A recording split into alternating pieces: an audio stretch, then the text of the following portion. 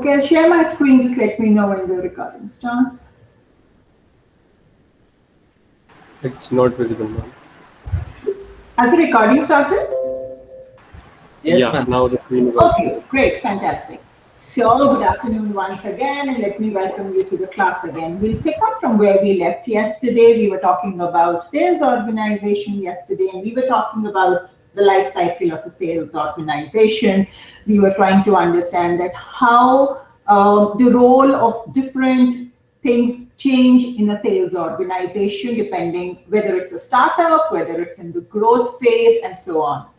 My next question, if I were an entrepreneur, would be that, okay, now how do I decide how many number of salespeople I need in my sales organization? Is there any formula? Lots. There are a number of formulas, and maybe you can devise your own formula because that's the beauty of management. That's the beauty of business. We are always ready to change. We are always ready to innovate. So what am I going to do today? I will only discuss one formula with you today and another one in the next class. But as I said, I mean, there is no dearth of formulas. There are a number of formulas and maybe you can also contribute. So what is the formula that I'm going to discuss with you today? It's called the workload method. What is workload method? Very simple. Let's first understand the basics. So workload method says that understand the total workload of the department, right? Then understand what is the workload of one person. Then go back to the division that you learned when you were in class 3 or 4 and divide the total workload by the workload of one person, and you get the number of salespeople you need in a sales organization. Okay, simple. So it says, what is the total workload of the department? What is the workload of one person? And therefore, divide the total workload by the workload of one person, and you get number of salespeople required in a department. So let's do this with a practical example. Let me pull out my calculator. And for those of you who like little maths and numbers, join me. So here is this organization. This organization, hypothetical organization, it says that it has 3 kinds of accounts: large accounts, medium account, and small account, and which is very true of any organization because we don't have all same type of customers. So if you would remember your days over here, there was this Larabji right here, and so there were some people who used to most probably buy goods worth 3,000. There were some who bought goods worth 500, and there were some who just bought goods worth most probably 40, 50 rupees. Each one is a customer. Which one is important? All. Because I say, yes, customer is the king, but you have to understand that even in king, there are levels. कोई बादशाह होता है, कोई शहंशाह होता है, और कोई अभी कभी पैदा हुआ होता है.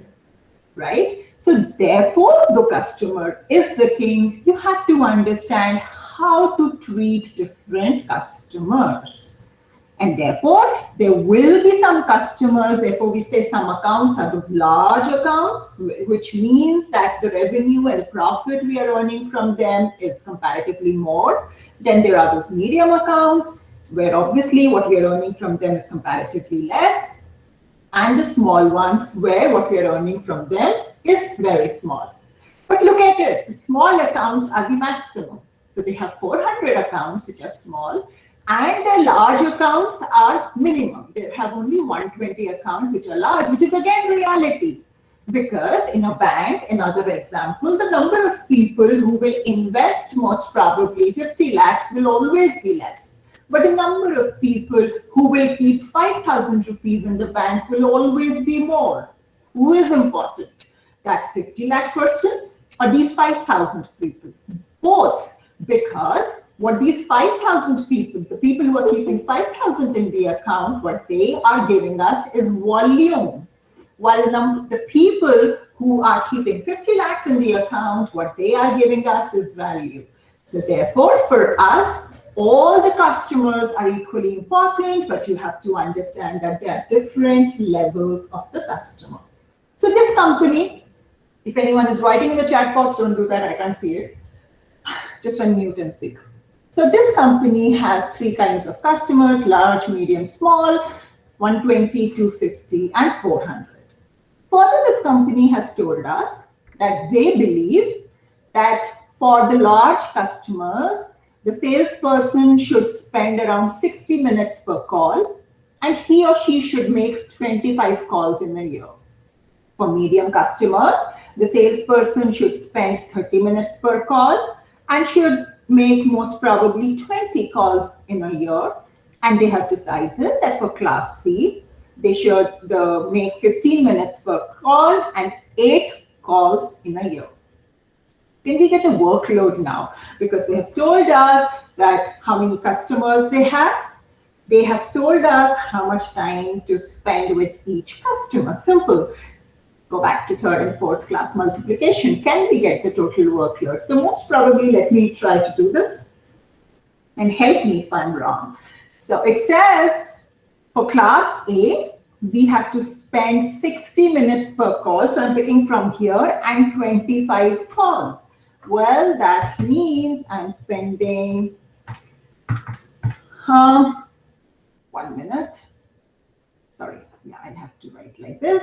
So what am I doing? I'm spending around, tell me if I'm wrong, 25 hours in a year, right?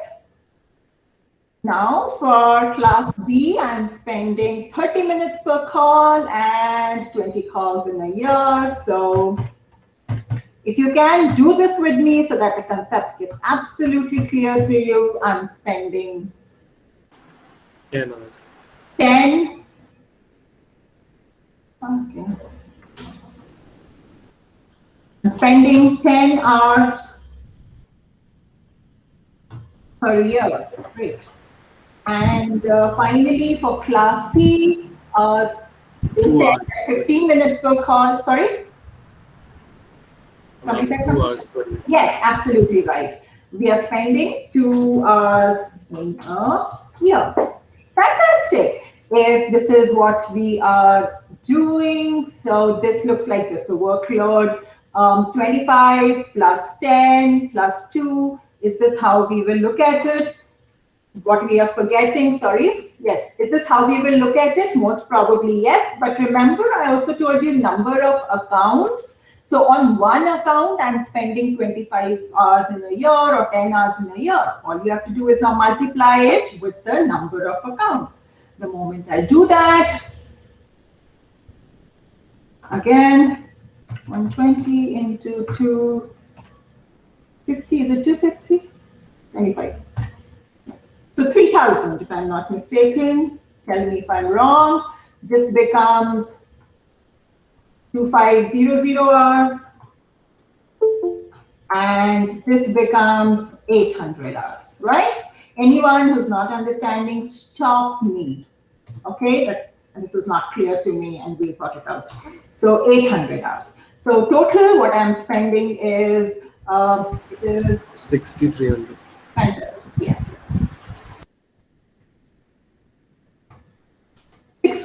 6,300 hours. So what have we done? Just a quick recap before I go forward. So here is a company which has three kinds of accounts: large, medium, small. They have 120 large accounts, 250 medium accounts, and 400 small accounts.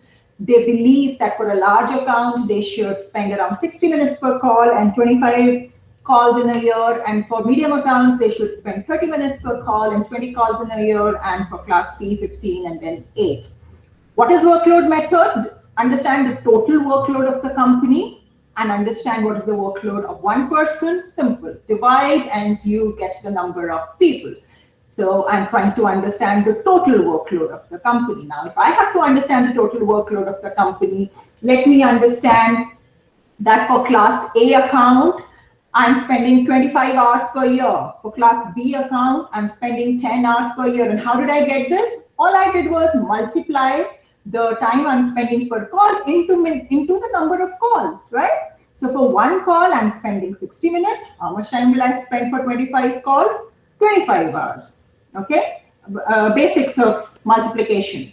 And for class C, I'm spending 2 hours per year. Does this give me a workload? No, it doesn't, because I don't have one class A account or one class B account or one class C account. This is the time I'm spending on one, if there were one. So again, simple. I know how many accounts are there. I multiply it. The moment I multiply, I get that I'm spending 6,300 hours. So the total workload of the company is 6,300 hours. Fantastic. Now, what is the workload of one salesperson? So we ask the company, hey, what is the workload of one salesperson? And they say that one salesperson works 40 hours in a week and he has to work for 49 weeks. So what is his workload? I think 49 into 40, 1960, right? So he's working 1960 hours in a year. Do I have the answer? I have the total workload. 6,300 hours. I have the workload of one salesperson, which is 1,960. So what should be my answer? Should my answer be 6,300 divided by 1960? Which means I get 3. Should I do this? The moment I do this, the answer comes 3.2. So basically, I need 3 salespeople. Are we correct or are we not correct? And at this point of time, and this is where we make a mistake. When I'm working in an organization for 8 hours, or when you will work in an organization for 8 hours, let's be honest, it's not 8 hours continuously. First of all, you're not working. Number 2, when we are specifically talking about the salespeople, it's not 8 hours that they are selling. They're not continuously selling for 8 hours or 9 hours. They are traveling. I mean, it's not that for 8 hours I will sell and my traveling hours are beyond it. That means I'm working 24 hours. No, those 8 hours also include his traveling hours. Those 8 hours also include his office work, which means desk work, because he has to submit a report. He comes back, he has to compile the information, consolidate all the data, and then file a report. He is not doing it after those 8 or 9 hours. So we do, when we are saying 1960 hours per week, this 1960 hours per year includes everything. It includes his selling hours, it includes his traveling hours, it also includes his desk job hours. However, when we consider 1960 as the selling hours and we come to the great number called 3.2, what are we doing? We are assuming that all the time he is selling, which is not true. So therefore, we go back to the company and we say, great, he's working for 1960 hours, but how are these hours divided? And the company says that 50% of the time is used for sales and 50% of the time is used for other tasks. The moment we do this, then 1960, he is only spending 980 hours in selling, right? So from 1960, this has become 980, which means that when I am talking about now, when I'm trying to find out how many salespeople I need, my formula changes. Sorry, the number changes. Over here would be 6300 divided by 980. The moment I do this, divided by, 6300 divided by 980, my God, it's 6.42, which means maybe 7. And this is the mistake that we do. Now, had we gone ahead with this formula, we would have appointed only 3 salespeople. we would have, while in reality, we need 7 salespeople. And then we would expect these 3 salespeople to do the job of these 7 salespeople. And when they will not be able to complete the task, when they will not be able to give the result, we blame the salespeople. But who is to be blamed? It's not the salespeople. It's you and I, the management people, who do not understand at times that when we say they are working for 8 hours, it does not mean that 8 hours they are selling. Because we only expect them to do other tasks also. We expect them to travel, we expect them to file reports, we expect them to do a lot of other tasks also. And therefore, the selling hours actually are not, selling hours is not equal to working hours. And therefore, where we need 7 people, we put 3 people. What is the result? Those 3 people are unhappy. Those 3 people are not able, they are demotivated. They are not able to contribute. On the other hand, you as a manager do not understand what's happening. You think you have hired the wrong people. You are not able to understand why the company is not growing, and you keep changing people. But the results don't come. The results don't come because you do not understand that selling hours is not equal to working hours. And therefore, the workload method is a great and a simple method, absolutely simple. Total workload divided by the workload of one person. The catch lies in understanding what is the workload of one person. And this is the difference between theory and practical. If you understand what is the workload of one person, then you get the correct number. If you get the correct number, you recruit the right number of people. If you recruit the right number of people, the probability of success is more. At this point of time, today, I would not like to start the second way of finding out how many salespeople we need in a sales organization. At this point, let me stop the recording and let me open the house for discussion, because this is an important topic and I want all of you to be absolutely clear about it.